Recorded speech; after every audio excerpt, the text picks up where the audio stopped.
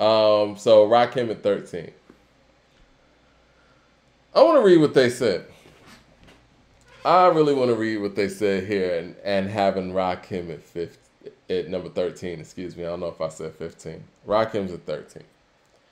Said, when you consider the evolution of hip hop, Rakim is the source material for pioneering and the use of internal and multi-syllabic rhymes.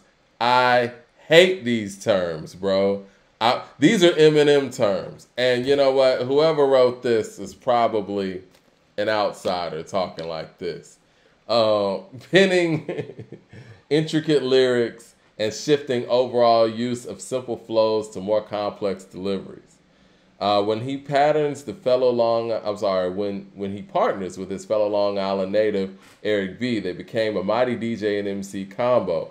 Eric B and Rakim, producing classic albums like 1987's Paid in Full and 1988's. Let me make sure we get these super chat.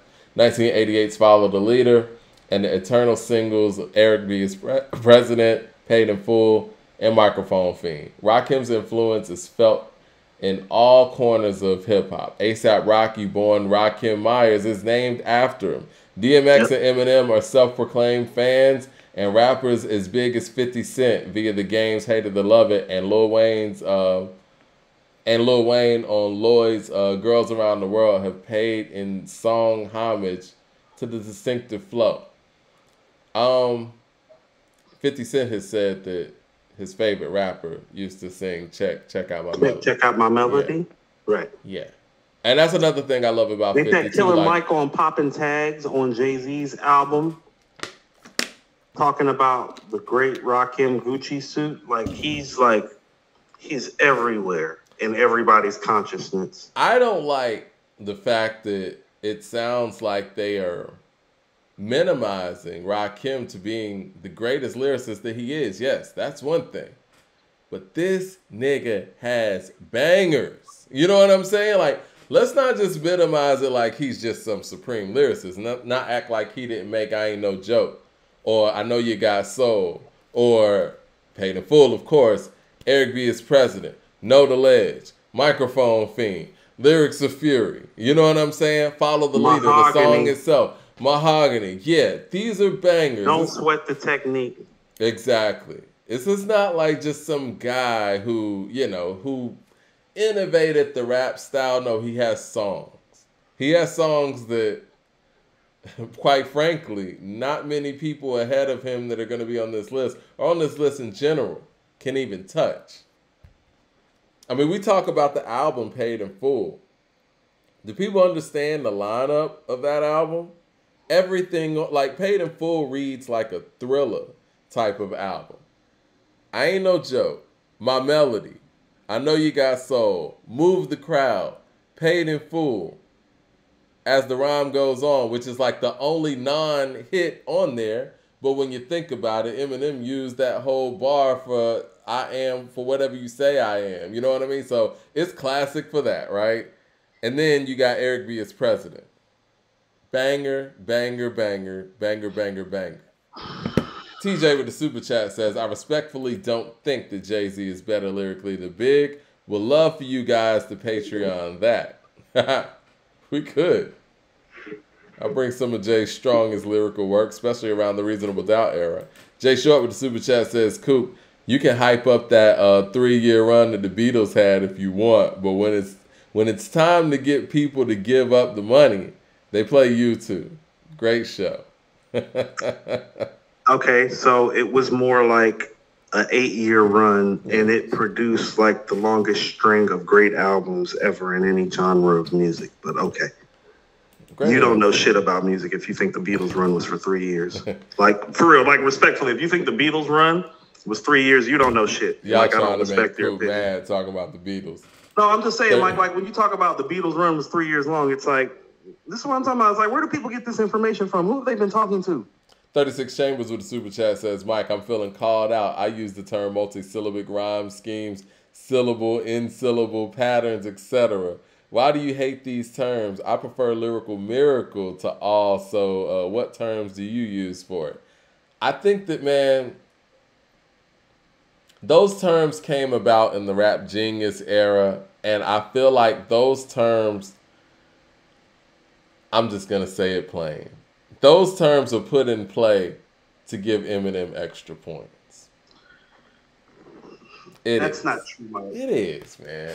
Because we know that nobody's really playing his records like that. And the only way that you can actually find a way to make it sound like his lyricism means something is to start throwing those terms in there. Biggie rhyme like that too. Cool G Rap rhyme like that too. No one ever used those terms until Marshall came around. What do you mean?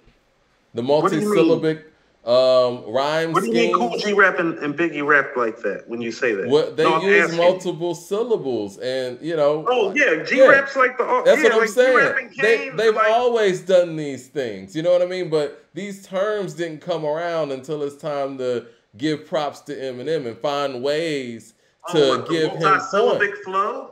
Huh? The multi-syllabic flow? Yeah. You think that can... Nobody. I mean... Because even when Pun was doing it, nobody was saying that stuff. Hold on. So you don't think our hip-hop publications talked about Kane and G-Rap's flow in that way? No. Okay. They didn't break it down and dissect it like that. You know what I mean? They didn't. Because even when Big was like, I seen body after body and the man Giuliani ain't trying to see the black man turn to John Gotti. Yeah. Like, it was just nice. Like, okay, we would say if his flow was on point. It wasn't no multi-syllabic rhyme scheme and blah, blah, blah, all this shit. We didn't do that till Eminem came around. I don't like those terms. Oh, Mike, just another quick sidebar. I listened to Ready to Die from beginning to end the other day.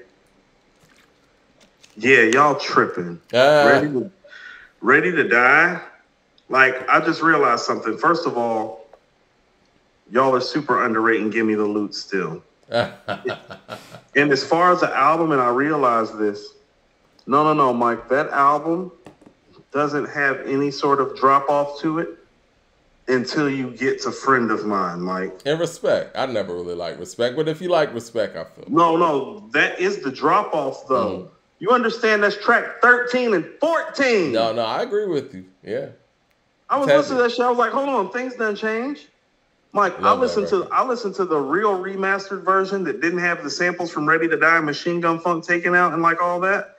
And I was just listening to that album plays. Mike, when One More Chance is one of the 3 weakest songs on your album, like the original version, no, it's one of the best rap albums ever, Mike. It's better than It's Dark and Hell is Hot. It is. No. I was playing, Mike, I played Everyday Struggle and Me and My Bitch back to back like 3 times. I was like, X don't have nothing for this. He don't. He don't. It feel different, Mike, when you listen to it. Even for how hard as X is, when I was playing Ready to Die in my car yesterday, I was like, nah. I was like, this is the hardest. How about this? Ready to Die, the hardest song between both albums. The song Ready to Die is harder than everything on It's Dark and as I grabbed the tech, put it to your headpiece. One in the chamber. The safety is on release. Straight at your dome, Holmes. I want to see cabbage.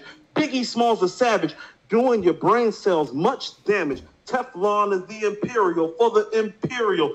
Mike Checker, Girls Checker, the Henny Stripper. I drop lyrics off and on like a white switch, quick to grab the right bitch and make her drive the Q45 Glock 9s. And Mike, he just kept going. I was like, no. I was like, X can't do this on no record. Ready to Die is raw. Even young Biggie, who's raw's better than DMX on This Dark and Hell is Hot. You know, yes, he is. There's something raw about Ready to Die, and you know, it's grimy, you know, and the fact that we understood what Bad Boy turned into, again, the greatness of Puff being able to still keep that grittiness and find a way to make that a crossover thing. You know what I mean? I love Everyday Struggle too. Like when I hear Everyday Struggle now, that's actually my favorite song on the album. Not saying it's the best song on the album. No, Everyday Struggle hits different when it comes on. It's the best song on Ready to Die. But Mike, when you say some of the shit that he's saying on Ready to Die, it's like, oh no, I forgot. It's dark, it's like, man. When he talking about quick to put you in a coffin for slick talking, you better act like CC and keep on walking. When I hit you, I get you. I split you to the white meat. Your face, my Timbs, they meet. We're stomping. I'm whipping MCs from Tallahassee to Compton. DeCarlo with the super chat says, I believe the top 10 are going to be MCs who have the biggest star power. Hip hop has has ever seen. That's why I brought it up. The casual fan usually only knows those kind of MCs. What are your thoughts? I think that the casual fan, yes, they identify with the superstars, people with star power like DaBaby, but you still have to have songs to match that star power as well. Jay Short with the super chat says most rappers have 1 or 2 classic lines a song. Rakim just hits you with them back to back in the same verse. You can't compute fast enough, right? The verses. Even opening lines, man. Like, who has more epic opening lines than Rakim? Right. I was a fiend before I became a teen. I came in the door, said it before. You know? I mean, yes. Thinking of a master plan. It's another one, right? I ain't no joke. I used to let the mic smoke. Now I slam it when it's done and make sure it's broke. Right. Follow me into a journey and you can picture like a photo. This is everywhere. Crazy. Me and Eric B was cooling at the Palladium, seeing an all-world cover girl. I said, hey, lady, I'm sorry if you're in a rush. Don't mean to hold you up or intervene or interrupt. Sip the juice. I got enough to go around. And the thought takes place uptown. Come on. I grew up on the sidewalk where I learned street talking and talk to all New York. I go to Queens for Queens to get the crew from Brooklyn. Make money in Manhattan and never been tooken. Go uptown to the Bronx and boogie down strong on the island, recoup and lay around. This is somebody who was before my time. You know what I'm saying? Like, nah, man. It don't get no better than that guy. He's the greatest lyricist I've ever heard. Factoring everything involved, like, you look at what hip-hop looked like before he came around, and when he came rapping the way he did, it's very Wilt Chamberlain-ish to me. You know what I'm saying? He's the greatest lyricist I've ever heard. Because everybody else I'm comparing him to would be 10 years evolved from what he started. You know what I'm saying? Nearly 10 years. DFW Herbie with the super chat says, in terms of white bands, Led Zeppelin's better than the Beatles. He said white bands. This is going to become a troll session every show now. People are going to name bands better than the Beatles. First of all, I'd like to say I do a backup podcast called Mirror Music where we cover all these bands and I listen to this music. I love some Led Zeppelin. They deserve to be mentioned with the Beatles, just like you two. The answer is no. I personally prefer the Rolling Stones music to the Beatles, but I don't think that they're more musically inclined overall. Mad Max with the super chat says, Big's impact is puffy, and Tupac's beef product also told y'all LL is top 4. LL changed hip-hop, how artists sequenced albums. It's because of LL's image, LL's variety, LL. And also, to piggyback on that, like, even that whole 16-bar verse, 8-bar hook, 16-bar verse, 8-bar hook, that format comes from LL and Rick Rubin. It does. Okay, I was about to say, so people need to understand this. Most bar formats that you rap under come from LL and KRS. Yeah. Yeah, I mean, Rick Rubin and LL created that format when they were making, radio. Because before then, rappers would just go. So this is what I'm saying. So KRS and Scott LaRock heard the 8-bar and turned it to the 10 and the 12.